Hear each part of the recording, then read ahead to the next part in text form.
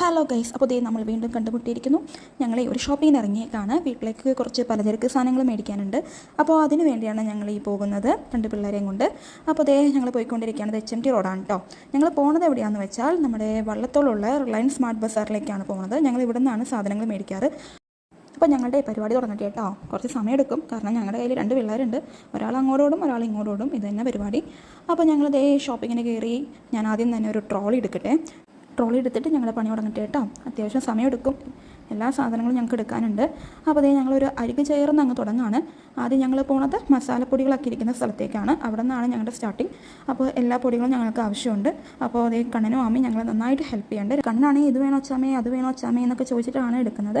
ആമയാണെങ്കിൽ അവളുടെ ഇഷ്ടത്തിന് ഓരോന്ന് എടുക്കുന്നുണ്ട്.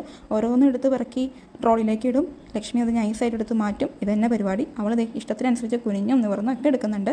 അങ്ങനെ ചേട്ടനും അനിയത്തിയും കൂടി പിന്നെ ട്രോളിക്കായി ഉന്തും തള്ളും. പിന്നെ അവസാനം കണ്ണൻ്റെ കയ്യിലെത്തി ട്രോളി. അവൻ ഉന്തിക്കൊണ്ട് നടക്കായിരുന്നു. ആമയാണെങ്കിൽ എന്തൊക്കെയോ പറക്കിയിടുന്നുണ്ട്.